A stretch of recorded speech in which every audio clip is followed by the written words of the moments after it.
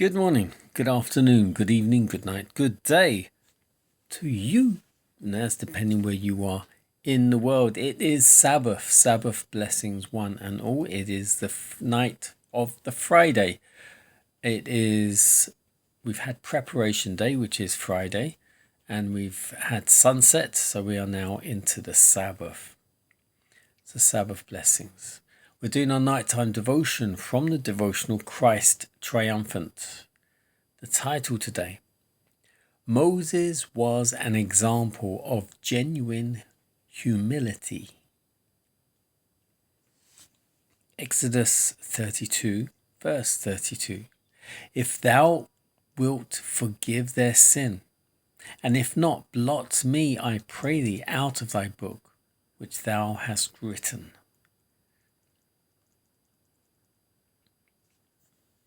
After the children of Israel had listened at Sinai to the giving of the 10 Commandments, they fell into idolatry, and the Lord was angry with them. He said to Moses, "Let me alone, that I may consume them, and I will make of thee a great nation." But no, the man who had learned to seek after the lost sheep in the wilderness, who had endured cold and storm rather than leave one sheep to perish, could not give up the people placed in his care. He pleaded with God not to give them up, but to forgive their transgression. Moses declared, "If thy presence go not with me, carry us not up hence." He no longer had any confidence in himself. His watchword was, "The God of Israel is my strength and my leader." He received no adoration, as did the kings of other nations. Repeatedly, he told the children of Israel that he was only what the God of Israel had made him. In all the battles in which they obtained the victory, he told them that they were not to claim the honor, for it was the God of Israel who gained the victory in their behalf. When the Lord told Moses, "My presence shall go with thee," we might think that this mighty man of God would have been satisfied. But no, he was not. He still urged his petition. He said, "I beseech thee, show me thy glory." Was Moses rebuked for this presumption?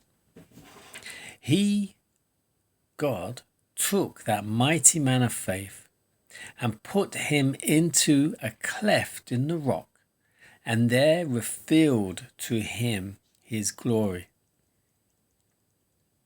When Moses returned to the people, they could not look upon his countenance, for he had been talking with God, and his face reflected the glory of God, which had been revealed to him. The skin of his face shone. When talking with the people, he was obliged to cover his face with a veil. Not the pompous, boastful, unbelieving person, but the humble, faithful one who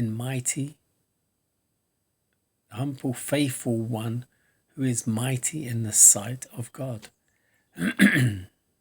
in order that he may answer their prayers. The Lord desires his people to obtain an individual experience.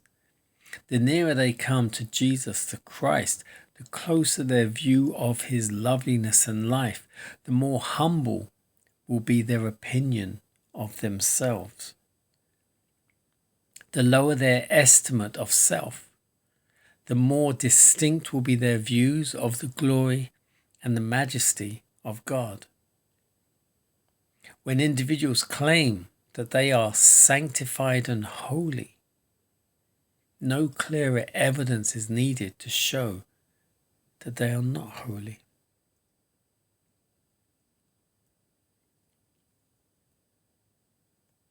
Moses was an example of genuine humility.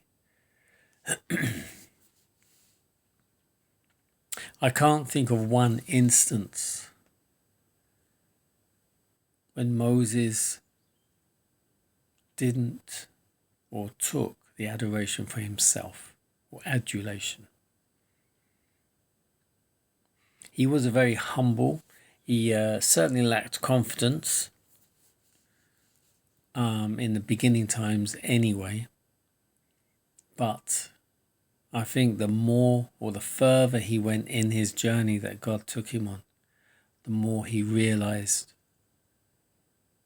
just how it was all God and not him. Even Aaron, as it says here near the end, the closer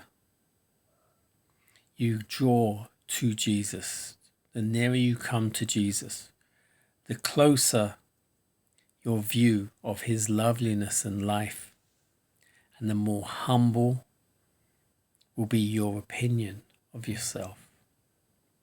The more you get to know Jesus, the less you think about yourself. Because you cannot compare. And everything you do, everything you believe, and everything you become is because of Jesus. Humility. Key word all of us should consider.